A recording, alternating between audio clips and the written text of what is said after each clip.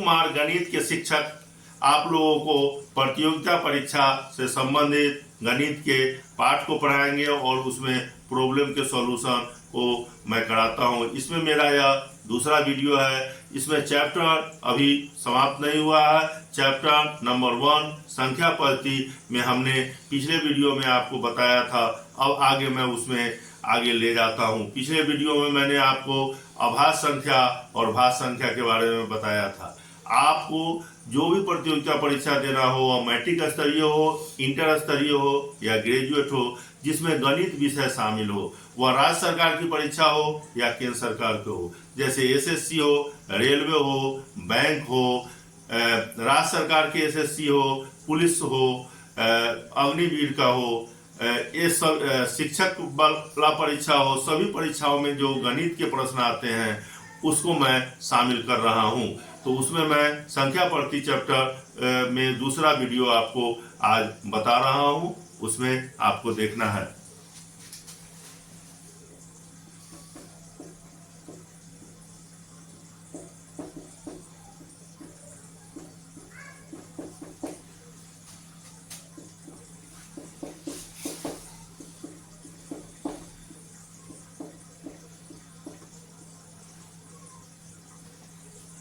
परिमेय संख्या अर्थात उसका फॉर्म है, यानी रूप है। परिमेय संख्या का रूप, परिमेय संख्याएं का रूप आपको होगा P/Q, यानी बाई में होगा। P/Q यानी बाई में होगा, वह आपको उसका रूप। और इसमें Q0 = 0 और Q 0 के बराबर न हो, यानी परिमेय संख्या का रूप P/Q के रूप में हो, यानी वह फ्रैक्शन के रूप में हो, भिन्न के रूप में हो, और Q जो है 0 के बराबर न हो, तो ऐसी संख्याएं परिमेय संख्याएं कहलाती है। जैसे हमने लिया 4/5, यह परिमेय संख्या है। -7/2 परिमेय संख्या है। 8/6 परिमेय संख्या है। और 1 लिया तो 1 बराबर होता है 1/1। 1 से 1 में भाग देंगे 1 आएगा। 2 बराबर होता है 2/1। 1 से 2 में भाग देंगे फिर 2 आ जाएगा। अर्थात आपको यह Q 0 के बराबर न हो, तो यह परिमेय संख्या होगी। अब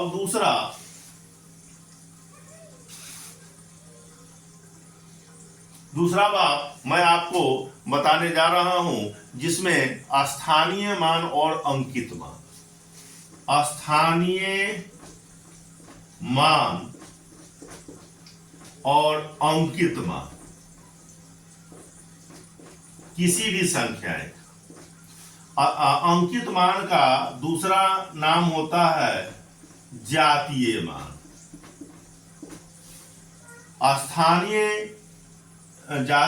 स्थानीय मान को अंग्रेजी में हम लोग प्लेस वैल्यू के नाम से जानते हैं, और अंकित मान, जातीय मान को हम लोग फेस वैल्यू के नाम से जानते हैं। यानी प्रत्येक संख्या में जो अंक होता है, वह प्रत्येक अंक का 2 मान होता है। एक अंकित मान, जातीय मान अर्थात फेस वैल्यू, और दूसरा स्थानीय मान यानी प्लेस वैल्यू। उसको देखेंगे कि कैसे क्या है, इस पर प्रश्न आते हैं। जब तक नहीं जानेंगे स्थानीय मान और अंकित मान, तो इससे संबंधित प्रश्न को आप हल नहीं कर पाएंगे। इसमें देखिए, यहां मैं एग्जाम्पल में लेता हूं। उदाहरण में आपको 4, 2, 6, 9, 7, तो इसमें 7 का स्थानीय मान क्या होगा? 7 इकाई होगा। इकाई, दहाई, सैकड़ा, हजार, 10,000, लाख, 10 लाख, करोड़ आपको पढ़ते हैं। तो 7 इकाई है, तो 7 × 1 बराबर 7, इसका स्थानीय मान है।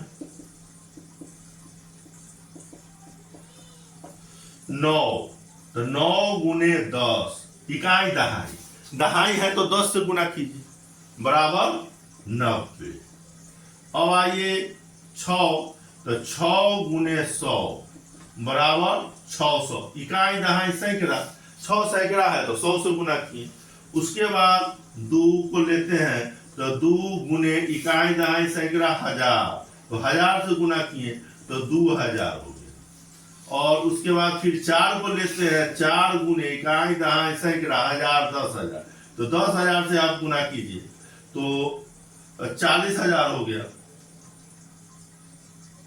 आपको प्रत्येक अंक का जो स्थानीय मान है उसको निकालने का तरीका है। जैसे पहला या 7 का है तो 7 गुने 1 7 इकाई 7, 9 का हुआ तो 9 गुने 10 90, 6 का हुआ 6 गुने 100 600, 2 का हुआ तो 2 गुने 1000 2000, 4 का हुआ 4 गुने 10,000 बराबर 40,000। यहाँ पर इकाई 7 इकाई मतलब 7, 9 दहाई यानी 90, 6 सैकड़ा यानी 600, 2000 बराबर 2000 बराबर 2000, 4 10,000 बराबर 40,000।